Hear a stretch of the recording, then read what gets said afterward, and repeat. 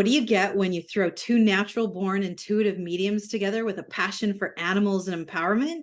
Spirits, angels, and guides. Oh my. I'm empowerment medium Tara Diana. And I am intuitive medium Nancy Brady. Together, we focus on the good The bad, and the ugly of working with the spirit realm. but mostly we're focusing on the good. Hey, Tara, welcome back. Here we are. I'm happy. I'm always happy. I'm always excited. I'm always all these things when I'm working with spirit. So it'll always be the same thing. Hey, I'm here. I'm good. Let's go. What are we doing, Nancy? What are we doing today? You are my guru. Yeah. Well, we are going to have the talk about natural born mediums versus generational versus learned versus, let's say, certified, and where the heck psychics fit in all of this. Okay. Nancy, it's funny because the last couple of ones we've had these trigger warnings and whatnot. And I was thinking about this last night.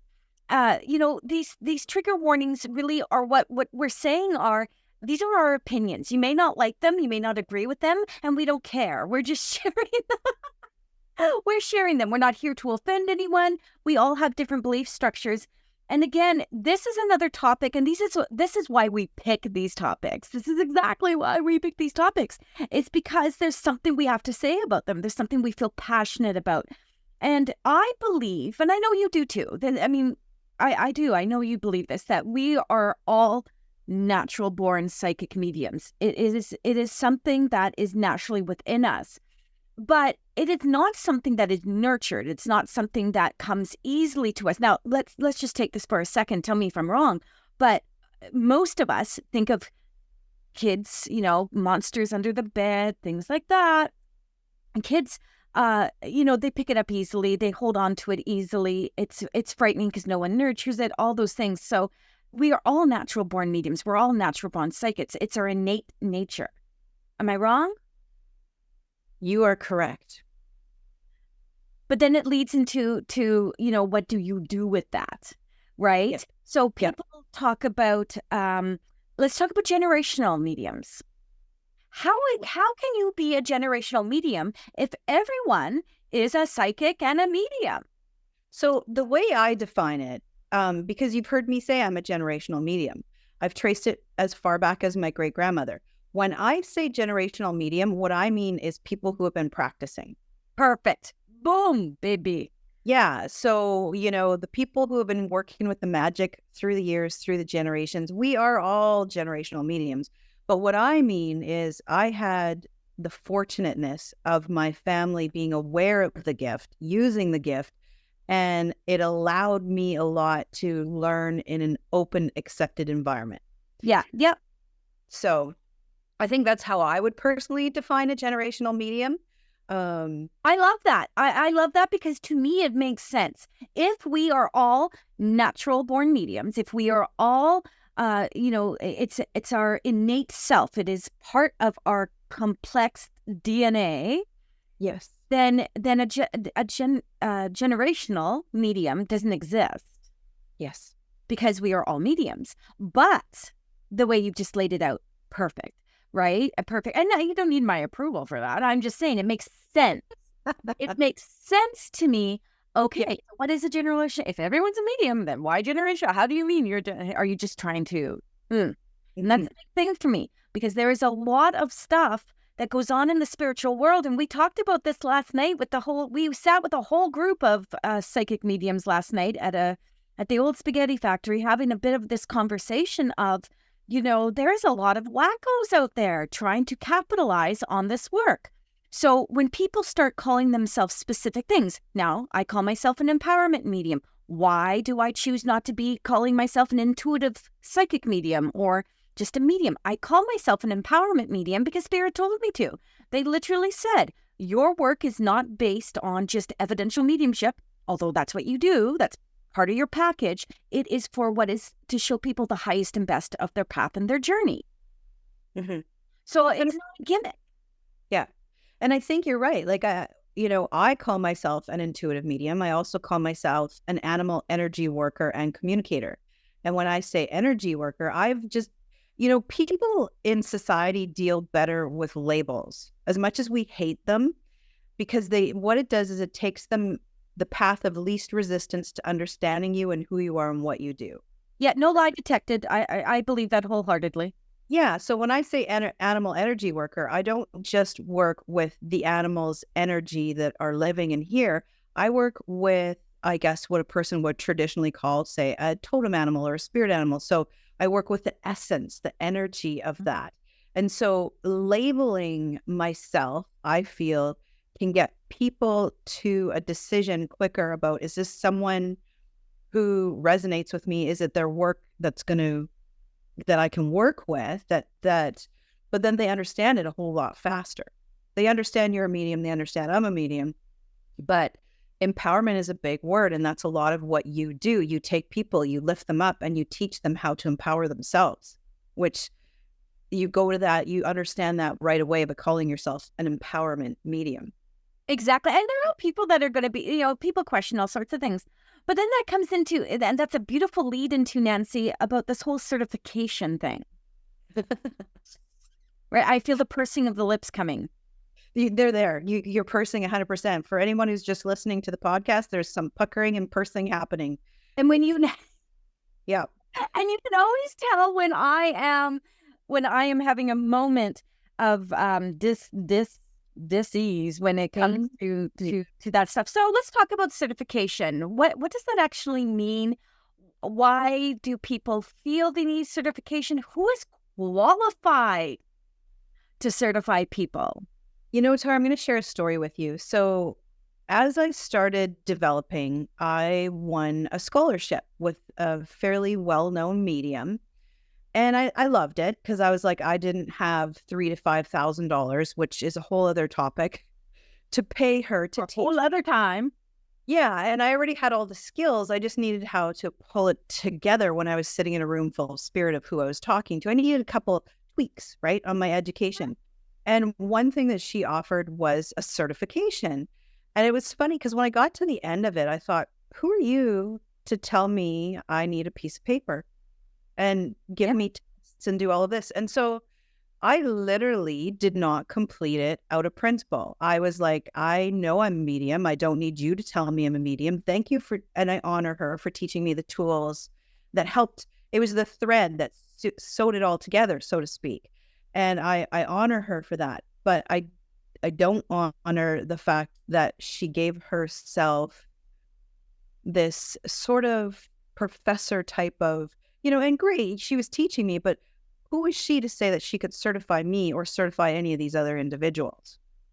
Right? It's a hard thing. And again, I mentioned this in a podcast previously, but when I was on my journey, I sat with people. So I sat in these circles, and I believe wholeheartely in development circles, bar none.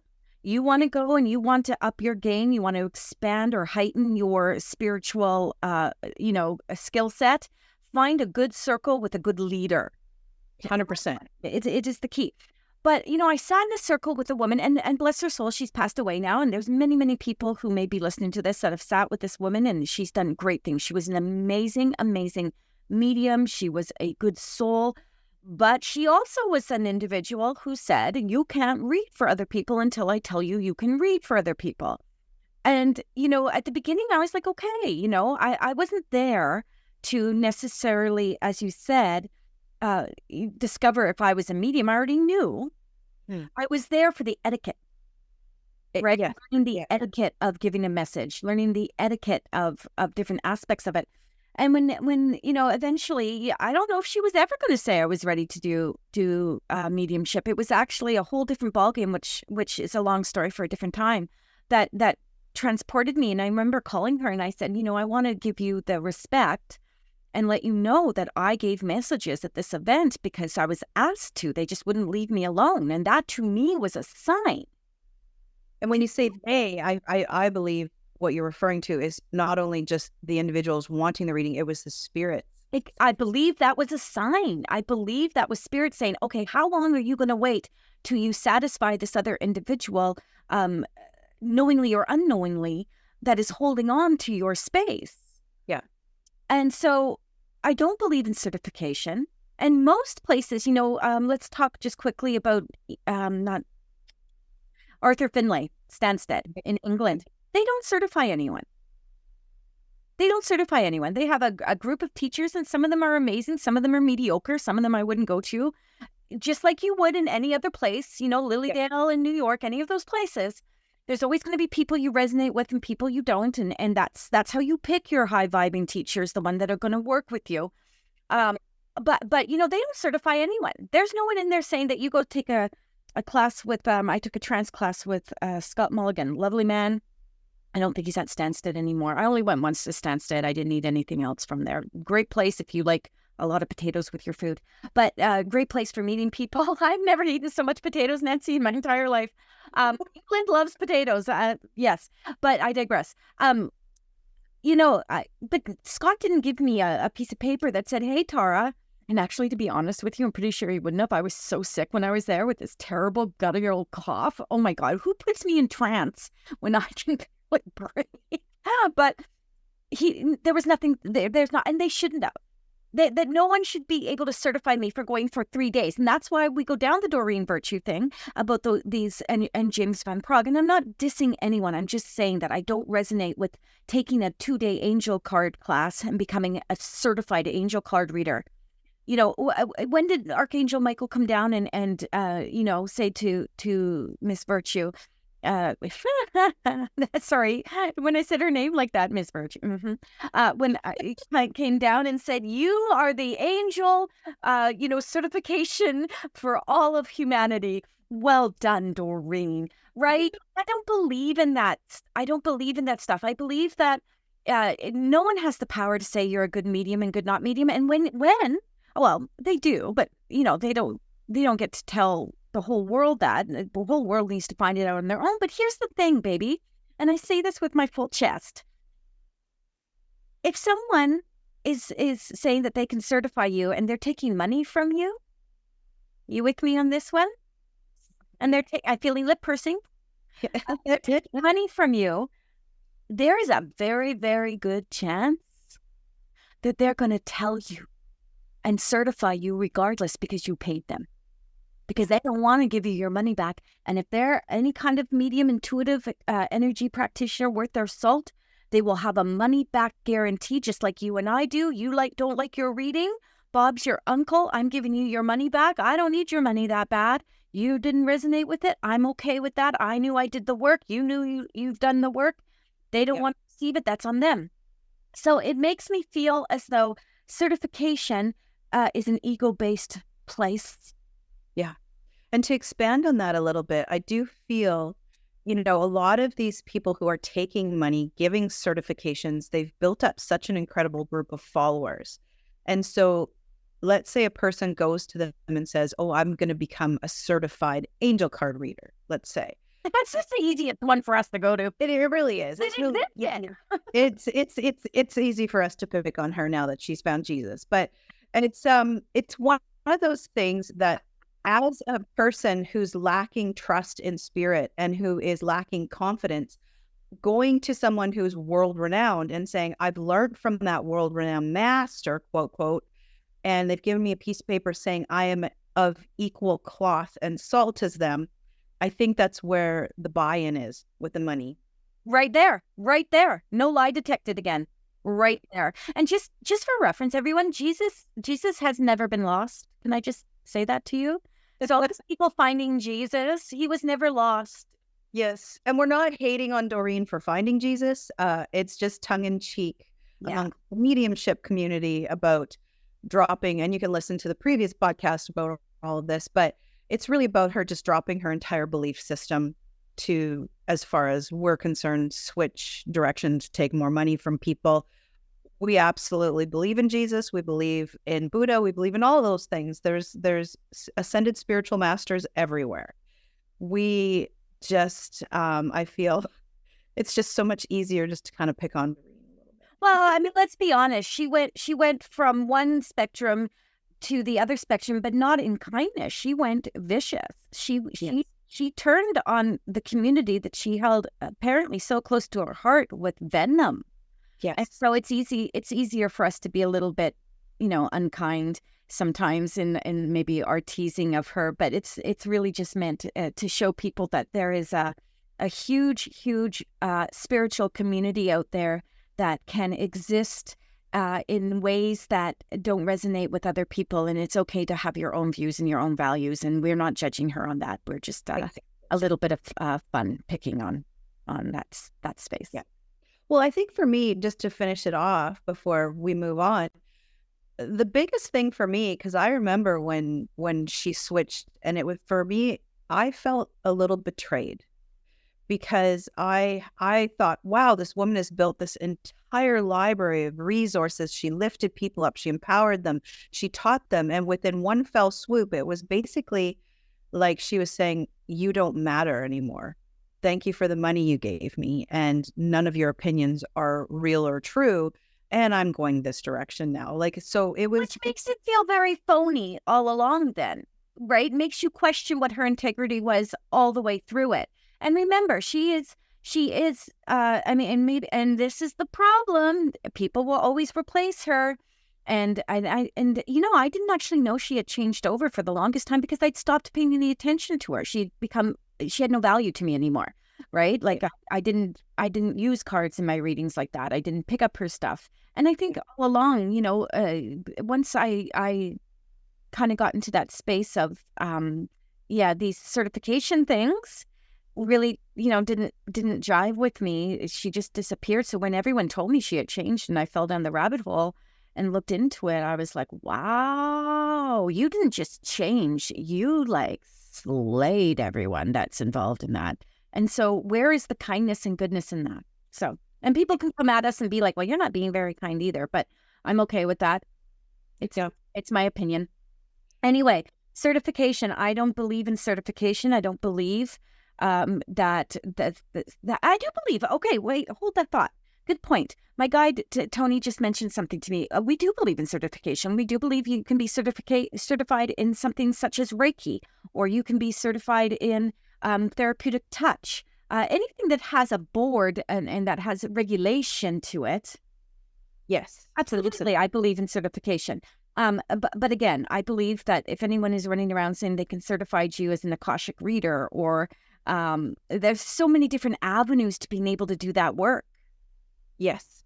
Right? So how can you say one way is better than another? Exactly. But I 100% agree with you on the academia part of Reiki, and there's like even scientific backing and doctrine and all sorts of things. It definitely can lead to that certification. It's just when you are, when it's the intangible, and someone says, I'm going to give you a piece of paper saying that you are okay with the intangible. Right? I had someone ask me, Nancy, via Instagram, if I would be interested in doing some additional work with them as a channeler. And so I said, of course, sure. Send me your info. I filled out the form for them. I sent it back to them. And they're like, hey, we can't find any videos or anything of you channeling per se. And I said, oh, yeah, you won't. And this gentleman was like, well, we need that to see if you're any good at it. I said, well, I'll send you a private one. And I said, because when I channel, it is for a client 9 times out of 10. There is some channeling of me out there on video. For sure there is. He just couldn't find it because it's not mainstream. But, he wanted to vet me, obviously. And I said, I'll send you some private stuff, but I don't record my channelings for my clients. If they've asked me to channel something from a higher vibrational being, et cetera, I don't put it out there for everyone, because it's not meant for everyone. The message is meant for the individual. And, he took that. And he said, I understand that. I said, so if you're looking for me, to showcase, I said, I will happily send you a private, channeled video of me so you can see how I connect, what kind of message I give, et cetera, with who I'm working with. And he was very good with that. But, I was waiting for who taught you how to channel? Well, right. Spirit taught me how to channel. That's the key. Yeah. So this leads to an interesting topic as well about the difference between mediumship and psychic. Yes. Yes. So here's my perspective, and I'm sure you're sick of listening to me, but you chose to do a podcast with me, so here you are. Here's my perspective on that. Yes, we are all natural born psychic mediums. Okay? Not all of us are meant to do the work, and some of us will not fall into the ease of mediumship because mediumship is not actually easy. When people come to me, and I'm sure you're gonna agree with this, and they say, "I'd like to work on my mediumship," they have a really hard time letting go of their logic and their analytical side, so their left side of their brain. They have a hard time trusting the process, trusting what they're getting, especially with evidential mediumship, because evidence is exactly that. Provide evidence of what you are receiving so that the client, the person getting the message can say, "Oh my God, great. Hey, boo, how's it going?" They will know who it is. And people who it's not as natural, because there is a difference. Everyone is a psychic medium, but some of us are natural mediums. It just is easy to bring the energy through. And we may be clairvoyant. We may be able to describe the person as evidence. We may be able to tell them how they feel. I'm feeling this, I feel this, share their personality, their characteristics, give dates of birth, and all this stuff. I am of the mindset that realistically, if you can provide 3 good pieces of evidence, whether that is what they look like, whether that is a time of death, a name, et cetera, I don't care if you've never brought a name of a person through, but you've given these beautiful other pieces of evidence, that doesn't bother me. I don't have an expectation of the evidence. I just want 3 good pieces of evidence, and then let's move on to why Grammy's here. So for a psychic, that's really hard to do. Because psychic energy is based on what they are looking at in your aura, feeling of your energy, what they are picking up human to human. Mm-hmm. Whereas mediumship is the connection between the etheric and the human. And we are the conduits. So we are the pipeline. And sometimes that pipeline gets clogged. And sometimes that pipeline doesn't lead exactly to the right information. It's like playing telephone. Remember that game Telephone where it's 100%. Yeah. Well, Yeah. it's the same thing. And suddenly you're like, well, I feel like they had orange hair. And they're like, no, they didn't have orange hair, but every other piece of evidence you've given is correct.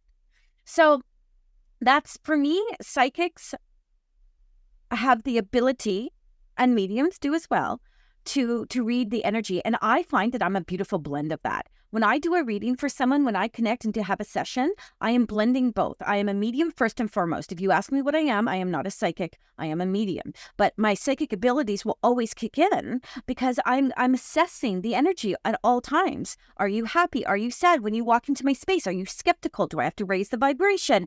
Who am I calling in? What are you receiving? Are you understanding what you're receiving? Are you sad? Are you... You're reading it all. It's why people do aura cleansings, aura readings. Right. Thoughts? I have an interesting way when I do my readings because there's obviously a different connection that you just covered, which you covered beautifully on the difference on how to connect with spirit versus the psychic connection to people. So because it does take a little bit of extra work when you're a medium connecting and you're going up and spirit's coming down, you're meeting in the middle. When I do readings, I find a lot of people come because they do want to connect with Grammy, but then they want to know what the future holds. So yes, this is true. Yeah. So I find what I'll do is I'll do a lot of the mediumship connection in the beginning, and then we'll get into the psychic reading. So it's a lot easier. And then that way you're not confusing the information you're getting.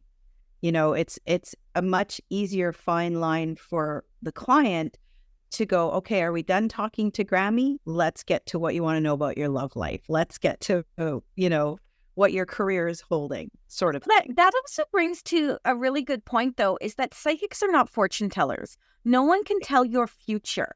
So you have free will choice. That was the blessing that God, Goddess, Buddha, Krishna, Spirit, Source, Creator, whatever you want to call it, gave us, is the ability to make our choices. I do something called Spirit Scopes for the year, and I'm in the midst of doing them now. It is time consuming as hell, but it's so worth it for people to be able to see it. And I do it for this reason and this reason only, Nancy, is to show you where you are going based on where you are at. This is what your guides are showing me based on where you're at. If you love it, manifest it into fruition. If you hate it, change it, baby. Do not sit in that energy. And that's why when people say, well, what do you see for my future? I also don't believe in fate and destiny. And that upsets people.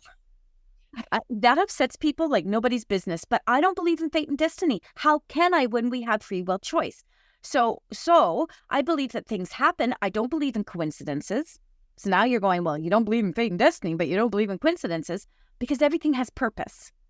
Yeah. So if you think that and a lot of people will do this to me, they'll come to me and they'll be having a terrible relationship. Okay. Their relationship is tanked, partnership, love-wise. Okay. But they are holding on to dear life because at the beginning of this relationship, they felt that this person was their destiny. It was their fate to meet them. They are soulmates. Soulmates, that's another topic you need to write down, girl, because we need to talk about the whole soulmate twin flame thing. It's a full episode. Oh, yeah, we're not getting into that now. But my point being here is that we get to make changes. We get to address it. And sometimes our psyche as a human, because we're spirits having that human experience, sometimes our psyche isn't ready to make those changes or can't make those changes. Different topic altogether, again, but we still have the free will choice. The free will choice doesn't disappear because our humanness is struggling. Agreed. So, if you're coming to Nancy and you're saying, Nancy, tell me who I'm going to meet, where I'm going to meet them, what they're going to look like, are they going to have money, will they have children, because I don't want children, et cetera, et cetera. Can you tell me all this? I'm sure that you're standing there with your mouth hanging open going, baby, that is not what I do, nor is it what I am meant to do. Exactly. Boom. It's true. We are not meant to tell someone's fortune. Yeah. And what I do in a lot of my yearly readings is I work with animal energy. So I channel an animal that they should work with for each month of the year for their highest and best good. And what are the attributes of that animal and different things and different messages from that animal and their spirit guides and whatever else comes through in that. And then they can take it and make it what they want, right? So it's really not about, you're going to meet Joe Blow in 6 months and he's going to be lovely and he's going to be your soulmate for the rest of your life. Here's the energy that you can work with and harness for your best good to get what you need out of that month, when and you might be having some challenges or you might be having things that you want to shift and change. Yeah. And that I mean, again, a psychic medium, an intuitive medium, same thing. Yeah. I don't love the word psychic. I find I'm becoming more more open to it. But for the longest time, the word psychic had such a weird kind of feeling to it. It made me think back to my mom, when she would say to me, oh, Dara, I can't believe this is the work you've chosen to do. You're getting paid for this. What if people think you're a fraud? What if people... And she really, held on to that. And my mom's still with us. So is my father. She really held on to that for like a long time. That whole okay, she didn't want anyone to think badly of me, right? Yeah. One day I said to her, and I said, Mom, if I'm helping people, let's just break this down. I'm not telling them what to do with their lives. I'm not. No matter what spirit and I say, you have the free will choice. Yep. You can take it or leave it. If you take it, that's your choice. It's not because I told you to do something. It's your choice.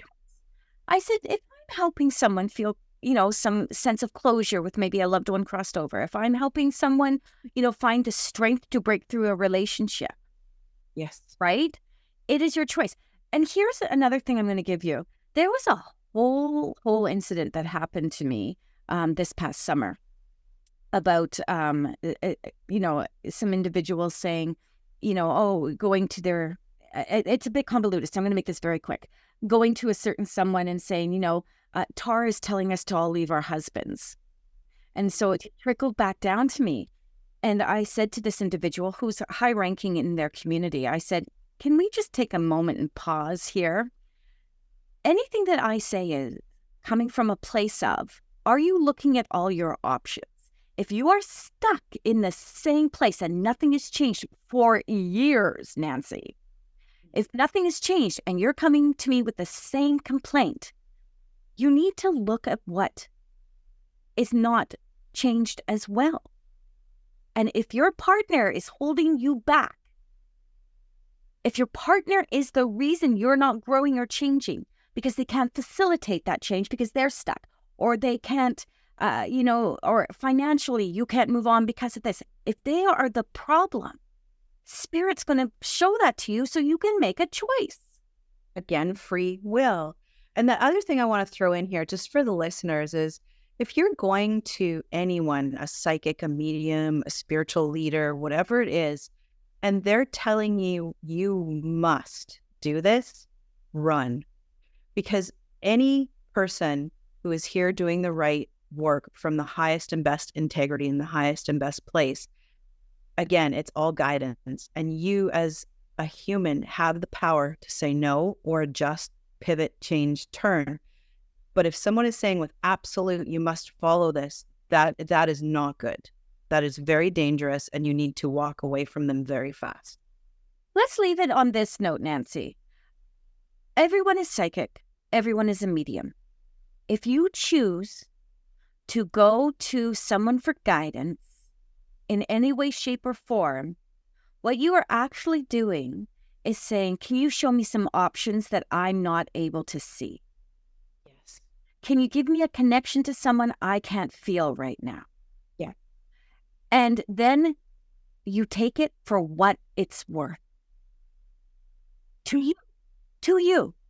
And Tara, it returns to the foundation of everyone and our work, trust and integrity. Absolutely. And on that note, What's next week? next week, guys, we have, and gals, and Everyone.